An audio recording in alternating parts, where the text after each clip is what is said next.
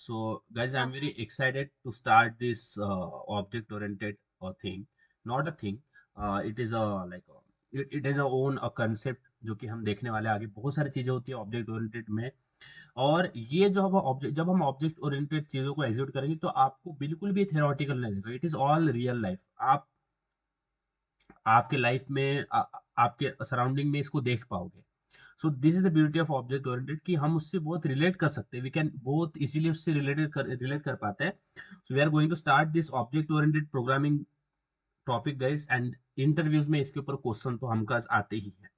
Interviews में आपको आपको क्वेश्चन फ्रेम होते हैं ऑब्जेक्ट ओरिएंटेड के ऊपर और आते हैं डेटा स्ट्रक्चर के ऊपर, जो कि अगर आपको करना है so you can do after the जावा।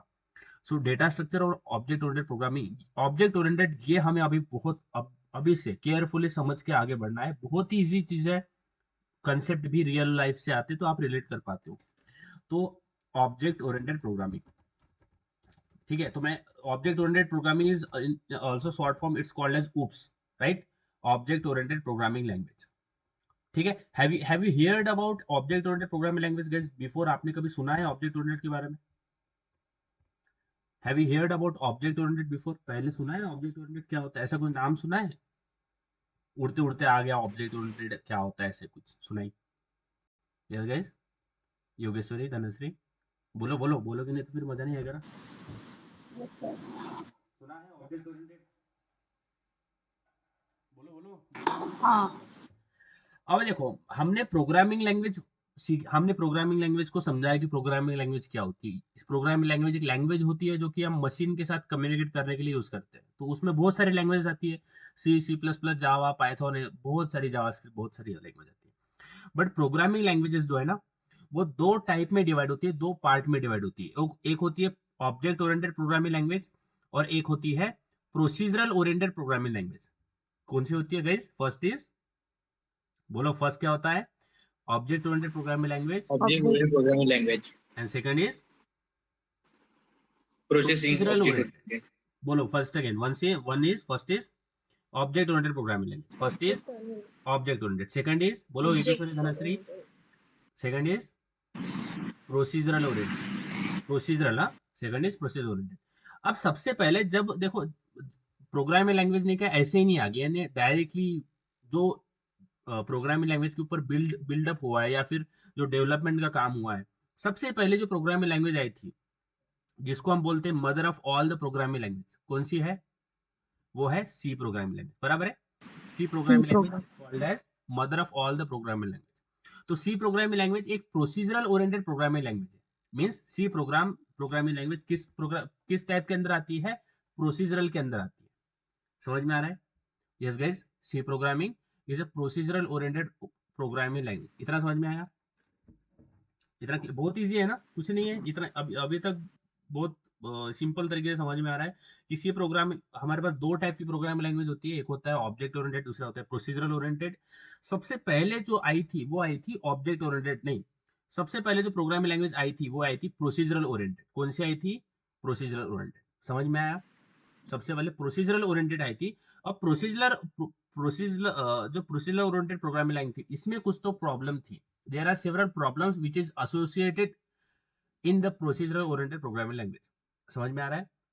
कुछ कुछ प्रॉब्लम्स थी इसको, जो भी जब भी हम सी प्रोग्राम या फिर प्रोसीजरल की बात करते हैं तो इसमें कुछ प्रॉब्लम्स थी, और उन प्रॉब्लम को सॉल्व करने के लिए ऑब्जेक्ट ओरिएंटेड को आना पड़ा। समझ में आ रहा है? तो प्रोसीजर पॉप के अंदर जो भी इश्यूज थे उसको सॉल्व करने के लिए नया एक प्रोग्रामिंग लैंग्वेज बिल्ड किया गया और उसको बोल दिया ऑब्जेक्ट ओरिएंटेड प्रोग्रामिंग लैंग्वेज। समझ में आ रहा है? इतना क्लियर है? Yes guys, Yes, sir. Yes sir. Okay. अब आप बोलोगे कि क्या इश्यूज थे, यानी ये जो हम बोल रहे थे प्रोसीजरल के अंदर कुछ इश्यूज थे, अब क्या वो इश्यूज थे?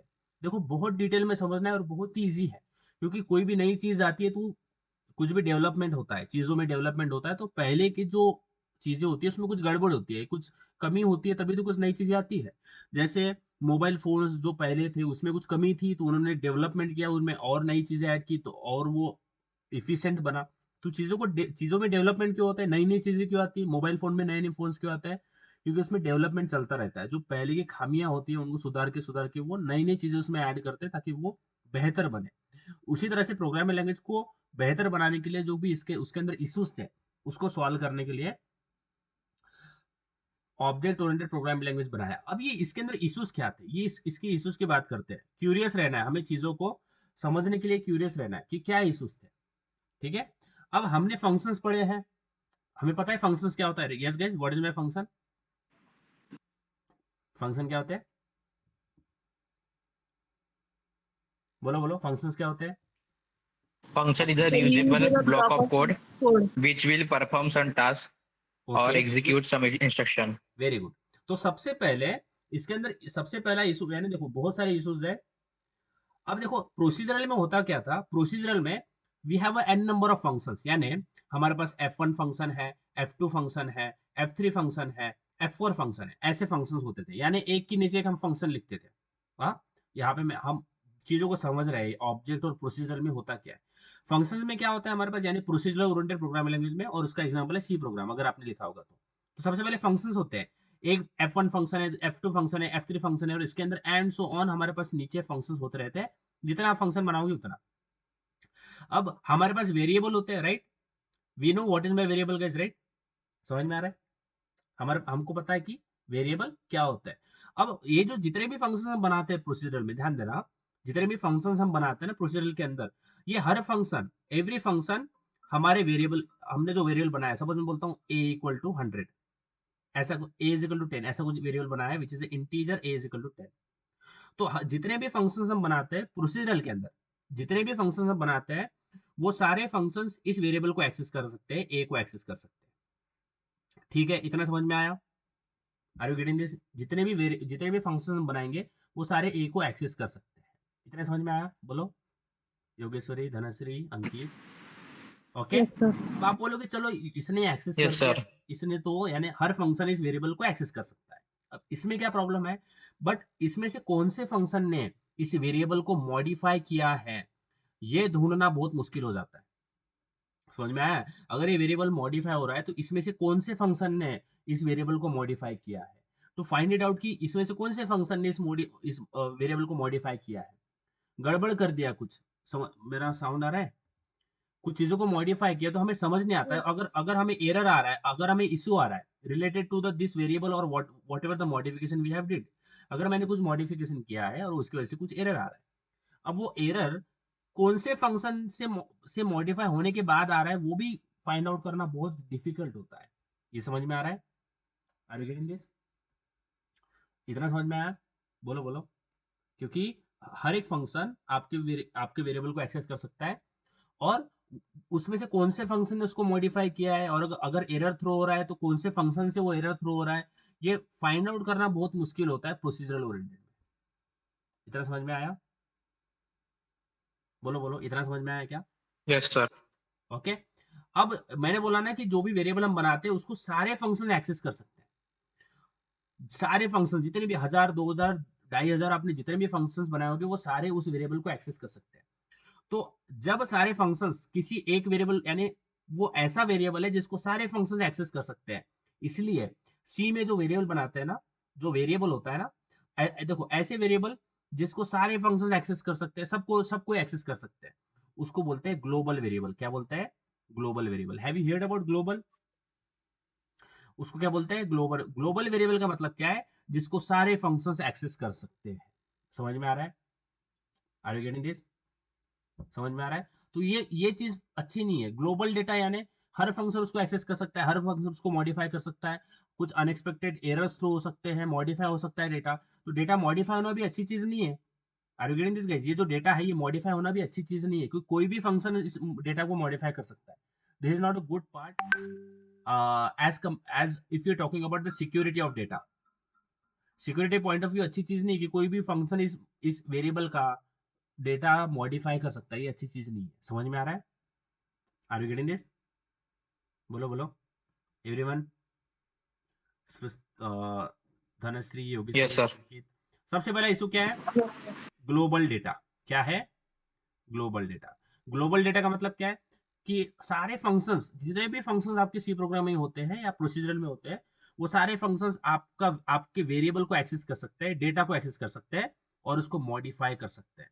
So which is not a good thing as if we are talking about the security of a data. So modification के लिए ये सही नहीं होता है, कोई भी फंक्शन आके उसको मॉडिफाई कर ले रहा है, ये अच्छी बात नहीं है. So first is global data. ये समझ में आया? Yes, sir. बोलो बोलो, ये समझ में आया? अंकित, योगेश्वरी, धनश्री, समझते जाना है, बहुत Yes, ईजी. sir. अब हमने Yes, sir. रीयूजेबिलिटी के बारे में देखा, हमने पढ़ा है हम रीयूज क्यों करते हैं code, why we reuse code. हमने कोड रीयूज किया है, बराबर है. फंक्शंस हमने यूज करे हैं, तो फंक्शंस क्यों यूज करते हैं हम?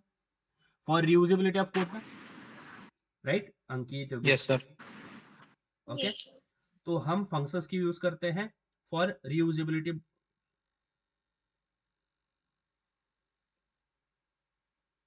Okay, for what? Reusability of code, ताकि बार बार हमें चीजें लिखना ना पड़े. बट प्रोसीजरल ओरिएंटेड में क्या होता है, अगर मैंने एक फंक्शन लिखा है ऐड, क्या लिखा? ऐड. तो मुझे पता है ऐड क्या करेगा, ऐड ही करेगा. बट अगर मैं बीच में कुछ काम कर रहा हूं और अगर मुझे फिर से यहाँ पे रिक्वायरमेंट आया किसका? ऐड का, तो मुझे फिर से यहाँ पे ऐड लिखना पड़ेगा.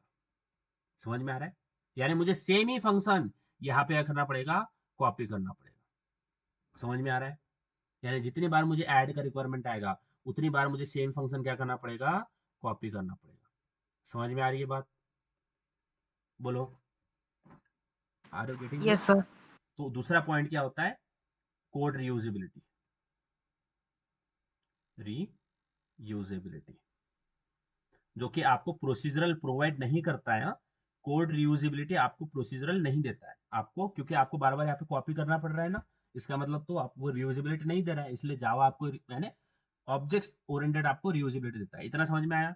सबसे पहला क्या है? ग्लोबल डेटा होता है, कोई भी उसको मॉडिफाई कर सकता है, which is not good thing. Second is code reusability, वो भी आपको प्रोवाइड नहीं करता है. आपको जितने टाइम एक पर्टिकुलर फंक्शन का काम कर पड़ रहा है उतने टाइम आपको वो कॉपी करना पड़ेगा, बार बार लिखना पड़ेगा. समझ में आ रहा है? Yes, sir. Are you getting this? Yogeshwari, Vaishnavi, Dhanashree? Yes, sir. कुछ Yes, भी sir. कुछ भी आपके सर के ऊपर से गया, कान के ऊपर से गया, कुछ भी ऐसी चीज जो समझ में आए. अब 2 पॉइंट समझ में आ गया, बोलो 2 पॉइंट समझ में आ गए? Yes, sir. ओके, उसके बाद में होता है स्केलेबिलिटी. अब देखो स्केलेबिलिटी का मतलब क्या होता है. देखो जैसे मैंने आपको बोला था कि एक हमारा एक फिनोमेना होता है जिसको बोलते हैं मशीन डिपेंडेंट डिपेंडेंसी, है ना, कि उस पर्टिकुलर आर्किटेक्चर पे चलता है, बाकी आर्किटेक्चर पे नहीं चलता है वो कोड, बराबर है ना. तो C program is example of machine dependent language. यानी सी प्रोग्राम आप एक मशीन पे लिखोगे ना तो उसी को आप दूसरे मशीन में ट्रांसफर नहीं कर सकते. समझ में आ रहा है? Are you getting this? Scalability का इशू होता है. अब देखो, और देखो बहुत इजी इजी है, कुछ नहीं है, इतना टेंशन नहीं लेना. अब स्केलेबिलिटी का और क्या, स्केलेबिलिटी का मतलब क्या है कि हमारा जो कोड है ना वो बहुत कॉम्प्लेक्स हो जाता है. यानी हमारे कोड की जो कॉम्प्लेक्सिटी है ना वो बहुत बढ़ जाती है. कॉम्प्लेक्सिटी का मतलब क्या है? क्योंकि हमारे पास बहुत सारे फंक्शंस हैं. ओके, बहुत सारे फंक्शंस हैं. अब उसमें वो कहाँ पे डेटा मॉडिफाई हो रहा है कुछ यानी हमें पता लगाना बहुत मुश्किल हो जाता है कि हर एक हमारे पास अलग अलग फंक्शंस है, कहाँ पे डेटा मॉडिफाई हो रहा है. ओके, कहाँ पे चीजें चेंज हो रही है, चीजें समझना और बहुत ही ये कॉम्प्लेक्स हो जाता है कोड. ओके, क्योंकि जो डेटा है, जो भी डेटा यानी क्या है, वेरिएबल है. सपोज जो भी डेटा है, समझ में आ रहा है? सपोज मेरे पास डेटा है, बहुत इजी है, कुछ नहीं है समझना. मेरे पास डेटा है, अब ये डेटा हर फंक्शन एक्सेस कर सकता है. मुझे इतना पता है कि हर फंक्शन ये डेटा एक्सेस कर सकता है. अब हर फंक्शन जब ये डेटा एक्सेस कर सकता है तो सब हो सकता है कि F1 ने उस डेटा पे कुछ काम किया हो, फिर F2 ने उसी को उस काम को आगे बढ़ाया हो, फिर F और जो फंक्शंस है उसी डेटा को स्टेप बाय स्टेप कुछ चेंज कर रहे हैं, मॉडिफाई कर रहे हैं. समझ में आ रहा है? स्टेप बाय स्टेप हर एक फंक्शन उस डेटा को मैनिपुलेट कर रहे हैं, मॉडिफाई कर रहे हैं, कुछ कर रहे हैं. तो हर फंक्शन क्या है, ये इंटरकनेक्टेड है. समझ में आ रहा है? Every function is interconnected. समझ में आ रहा है गाइज? बोलो, योगेश्वरी, वैष्णवी, अंकित, समझ में आ रहा है? Yes, sir. Yes, sir. देखो कोड बहुत कॉम्प्लेक्स हो जाता है इसके अंदर. इसका मतलब क्या है कि हर फंक्शन आप वेरिएबल्स को एक्सेस कर सकता है, it can modify that variable. अब हो सकता है F1 कुछ काम कर रहा है उस वेरिएबल के ऊपर, F2 उसी काम को आगे बढ़ा रहा है, F3 उसी काम को और एक लेवल आगे लेके जा रहा है। तो ये सारे फंक्शन इंटरकनेक्टेड होते हैं, और एक में भी गड़बड़ होगी तो सारे इसमें हमारी गड़बड़ हो जाएगी, सारे इसमें वो चेंजेस रिफ्लेक्ट होंगे। तो इसलिए इस वजह से जो है ना वो कॉम्प्लेक्स हो जाता है कोड। तो तीसरा जो होता है ना, तीसरा जो चीज होती है वो होता है कॉम्प्लेक्सिटी। और कॉम्प्लेक्सिटी का ही मतलब इन टर्म्स ऑफ स्केलेबिलिटी। समझ में आ रहा है गाइज? बोलो, कॉम्प्लेक्सिटी समझ में आया? यानी कोड बहुत कॉम्प्लेक्स हो जाता है, कहाँ पे क्या चीजें हो रही है ये पता करना ना बहुत मुश्किल हो जाता है। समझ में आ रहा है इतना?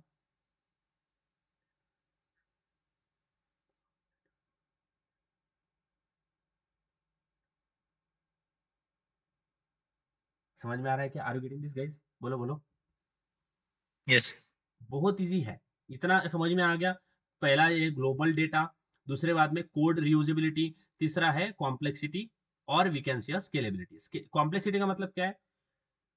बहुत सारे फंक्शंस हैं, बार बार बोलता हूँ, बहुत सारे फंक्शंस हैं। अब अलग अलग फंक्शन अलग अलग डेटा पे काम करते हैं। हो जाएगी कभी किसी फंक्शन ने उस डेटा को ऐसा मॉडिफाई कर दिया तो बाकी इसमें भी चेंजेस रिफ्लेक्ट होते हैं, क्योंकि हर फंक्शन उस डेटा को एक्सेस करता है। अगर उस एक फंक्शन ने उस डेटा को ऐसा मैनिपुलेट कर दिया जिससे बाकी इसमें एरर थ्रो हो रहे हैं, तो वहाँ पे सारे इधर एरर दिखने चालू हो जाएंगे। तो उसकी वजह से हम बोलते हैं कि स्केलेबिलिटी बहुत मुश्किल हो जाता है, क्योंकि complexity of the code is very very high, it is very very high.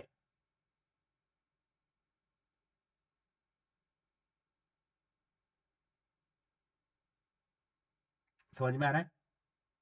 Okay. अब यस सर ये तो मैंने आपको बहुत तीन यानी I have only given you 3 example of this, बहुत सारे एग्जांपल्स है। बट अभी हमें समझने के लिए मैं आपको इतना भी डीप नहीं लेके जाऊंगा कि आपकी चीजें जो है वो ऊपर एकदम सर के ऊपर से चले जाए। बट ये जो कुछ और भी इश्यूज है इसके अंदर, जो कि मैं आगे आपको धीरे धीरे बताता रहूंगा। अभी फिलहाल के लिए हमने तीन जो है वो चीजें जो है वो डिस्कस करी है। ठीक है, तीन ही पॉइंट डिस्कस करें।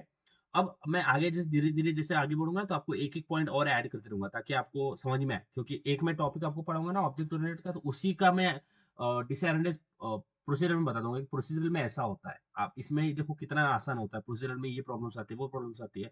तो आपको मैं जब टॉपिक्स पढ़ाऊंगा तो साथ साथ में बताता रहूंगा। अब देखो प्रोसीजरल में होता क्या है, why we call it is procedural. Procedure का मतलब क्या था, मैं बोलता हूँ मैं F1 फंक्शन है, F2 फंक्शन है, F3 फंक्शन है, F4 फंक्शन है, F5, यानी ऐसे फंक्शन चलते रहे, एक के नीचे फंक्शन लिखे हुए। तो आपका आपका जो कर्सर है यानी आपका कोड कैसे एग्जीक्यूट होता है, सबसे पहले पहला फंक्शन होता है, इसको एग्जीक्यूट करता है, फिर दूसरा फंक्शन है, इसको एग्जीक्यूट करता है, फिर तीसरा इसको एग्जीक्यूट करता है। यानी कब तक एग्जीक्यूशन चलता रहता है? जब तक आपने जितना लिखा हुआ कोड खत्म नहीं हो जाता, यानी टॉप टू बॉटम हमारा जो है कोड चलता है, टॉप टू बॉटम। एग्जीक्यूशन कैसा होता है? एग्जीक्यूशन कैसा होता है इसमें प्रोसीजरल ओरिएंटेड बॉटम में? टॉप टू बॉटम होता है। कैसा होता है? बोलो बोलो, एग्जीक्यूशन कैसे होता है Vaishnavi? Top to bottom. Top to top to bottom. But यानी इसलिए इसलिए तो होता है क्योंकि मैंने बोला कि इसलिए तो हमें जरूरत पड़ती है कि उसी फंक्शन को हमें बार बार लिखना पड़ता है। अगर मैंने यहाँ पे ऐड लिखा तो एक बार ऐड एग्जीक्यूट हो गया, अब मुझे फिर से ऐड करना है तो फिर से यहाँ पे ऐड लिखना पड़ेगा फंक्शन, फिर वो जाके एग्जीक्यूट होगा। समझ में आ रहा है? यानी बीच में हम प्रोग्राम का कंट्रोल चेंज नहीं कर सकते, प्रोग्राम को अपने हिसाब से कंट्रोल नहीं कर सकते कि टॉप से बॉटम नहीं, अब मैं जैसा चलाऊं उस तरह से इसका फ्लो चलना चाहिए, ये नहीं होता इसके अंदर, इसलिए इसको बोलते हैं टॉप टू बॉटम। बट जो जावा हम यूज करते हैं उसका फ्लो कैसे चलता है? बॉटम अप चलता है। कैसे? बॉटम से अप। समझेगा ये? क्योंकि हमने फंक्शंस बनाए, अब फंक्शन को एग्जीक्यूट करने के लिए हमें उसको कॉल करना पड़ता है ना मेन फंक्शन में, तभी तो वो कॉल होता है, तभी एग्जीक्यूट होता है ना। जावा में बॉटम अप अप्रोच होता है। ये बहुत चीजें सिंपल तरीके से मैंने बताया कि कुछ चीजें जो होती है object oriented sorry procedural oriented में वो बहुत डिफिकल्ट होती है, जिसमें इश्यूज हैं, और भी बहुत इश्यूज हैं क्योंकि आगे जाके मैं बताऊंगा। बट जो ऑब्जेक्ट ओरिएंटेड है वो सारी चीजें जितने भी प्रोसीजर ओरिएंटेड में चीजें होती है उसको आसान बनाती है, उसको सॉल्व करती है। तो इसीलिए ऑब्जेक्ट ओरिएंटेड प्रोग्रामिंग लैंग्वेज ये पिक्चर में आई, और उसने हमारी प्रोग्रामर की बहुत सारी जो मुश्किल बोलते हैं, बहुत डिफिकल्टीज हमें जो फेस करनी पड़ी वो कम करी with the help of object oriented programming language. समझ में आ रहा है? बोलो, इतना आया समझ में? यस सर सर के ऊपर से गया क्या वैष्णवी? धनश्री, धनश्री, योगेश्वरी, वैष्णवी, सर के ऊपर से गया? No sir. हाँ। अब हम आगे बढ़ते हैं, ऑब्जेक्ट ओरिएंटेड प्रोग्रामिंग लैंग्वेज को एग्जीक्यूट करते हैं। और ऑब्जेक्ट ओरिएंटेड प्रोग्रामिंग लैंग्वेज का क्या है, एजेंडा क्या है, ताकि आपकी जो सारी मुश्किलें Yes, वो sir. आसान करना। मेरा साउंड आ रहा है ना? Can you hear me guys? Yes, yes, sir. Object oriented programming language का क्या क्या एम है, वो क्यों आई? ताकि हमारी लाइफ आसान बने। एज अ प्रोग्रामर हमें ज्यादा तकलीफ ना हो, इसलिए वो आई है। हम चीजें अच्छे से इंप्लीमेंट कर पाए, इसलिए आई है। सिक्योरिटी, हमारा डेटा सिक्योर रह पाए, क्योंकि प्रोसीजरल ओरिएंटेड में जो होता है उसमें डेटा सिक्योर नहीं रहता है। ग्लोबल ग्लोबल यानी कोई भी इसको एक्सेस कर सकता है। ऑब्जेक्ट ओरिएंटेड में चीजें थोड़ी सिक्योरिटी प्रोवाइड करता है, हमारा डेटा सिक्योर रहता है, चीजें अच्छे से इंप्लीमेंट होती है, रीयूजेबिलिटी करते आता है, ये सारी चीजें हमें करते आती है। जहाँ पे भी वो प्रॉब्लम है, यहाँ पे वो प्रॉब्लम सॉल्व होता है। तो ऑब्जेक्ट ओरिएंटेड किसको बोलते हैं? Which programming language we call it as object oriented? क्योंकि हमारे पास बहुत सारी प्रोग्रामिंग लैंग्वेजेस है, सी++, जावा, पाइथन, पीएच, बहुत सारी प्रोग्रामिंग लैंग्वेज है। किसको हम ऑब्जेक्ट ओरिएंटेड प्रोग्रामिंग लैंग्वेज बोलते हैं? द लैंग्वेज विच फॉलो, जो language program object oriented principles को फॉलो करती है। So there are some object oriented principles guys. So object oriented ने कुछ प्रिंसिपल्स दिए हुए हैं, जो लैंग्वेज उस प्रिंसिपल्स को फॉलो करेगी वो ऑब्जेक्ट ओरिएंटेड की कैटेगरी में आ जाती है। समझ में आया? जो लैंग्वेज उस उन प्रिंसिपल्स को फॉलो करती है जो ऑब्जेक्ट ओरिएंटेड ने दिए हैं, तो वो ऑब्जेक्ट ओरिएंटेड के कैटेगरी में आ जाती है। समझ में आ रहा है? ओके, इतना क्लियर है? तो सबसे पहला प्रिंसिपल क्या है? Classes and object. क्या है? Classes and object. सबसे पहला प्रिंसिपल क्या है? Classes and object. ठीक है, first is classes and object. ये प्रिंसिपल्स है, ये सारे प्रिंसिपल पढ़ना ही हमारा एम है। Classes and object, then polymorphism. Okay, classes, object, polymorphism, then encapsulation. Classes, object, polymorphism, encapsulation, then उसके बाद में इनहेरिटेंस। Okay, inheritance, abstraction. ये सारी चीजें जब जब हम सारी चीजें देखेंगे ना, एग्जीक्यूट करेंगे ना, सब मैं सब एक्सप्लेन करूंगा। एब्स्ट्रैक्शन क्या होता है, क्लासेस ऑब्जेक्ट क्या होता है, सारी चीजें। Abstraction, so classes object, polymorphism, encapsulation, inheritance, abstraction. तो ये कुछ प्रिंसिपल्स है which is given by object oriented. तो ये प्रिंसिपल्स ऑब्जेक्ट ओरिएंटेड देता है, और जो प्रोग्रामिंग लैंग्वेज इनको फॉलो करेगी वो ऑब्जेक्ट ओरिएंटेड की कैटेगरी में आती है। इतना समझ में आया? बोलो गाइस, इतना क्लियर है? Yes, sir. वैष्णवी, योगेश्वरी, धनश्री, बोलो बोलो, इतना क्लियर है? Yes, sir. बोर हो रहा है क्या? बोर हो रही हो? अच्छा मेरे को बताओ, चांद पे पहला कदम किसने रखा था? हम्म? Neil Armstrong. Neil Armstrong. हाँ, वैष्णवी, किसने रखा था? Dhanashree, Yogeshwari, Neil Armstrong. बोलो बोलो, किसने रखा था? हाँ, पहला किसने रखा था और दूसरा किसने रखा था फिर? बोलो बोलो। दूसरा उसी ने रखा था सर। हाँ, दूसरा उसी ने रखा होगा ना। अच्छा है कि हम यस सर। किसी गवर्नमेंट एग्जाम का पेपर नहीं दे रहे, वहां पे एक दूसरा की उसने रखा, वो तो आता ही नहीं था ऑप्शन, है ना। हम नीचे लिख देते दूसरा उसी ने लिख दूसरा उसी ने रख रखा है। सो विच इज अ राइट, क्योंकि पहला उसने रखा, दूसरा भी वही रखेगा ना, कि लंगड़ी तो नहीं खिलेगा वो उसके ऊपर, चांद के ऊपर जाके, बराबर यस सर। है ना। सॉरी, ये जोक मैं ट्राई कर रहा था, बट आपको पहले से पता है, तो अब क्या करूं मैं, दूसरा जोक अभी मुझे कल सोच के आना पड़ेगा। ठीक है, तो ये कुछ प्रिंसिपल्स है जो कि ऑब्जेक्ट ओरिएंटेड में हमारा हमें पढ़ना पड़ता है, जो कि हमारा एम होता है। सबसे पहला प्रिंसिपल हम स्टार्ट करेंगे आज, क्लासेस एंड ऑब्जेक्ट, ये हम स्टार्ट करते हैं। ठीक है, अगर आपको नोट डाउन करना है तो साथ साथ नोट डाउन करते चलना है। ठीक है, मैं आपको नोट्स प्रोवाइड करूंगा, मेरे पास नोट्स है।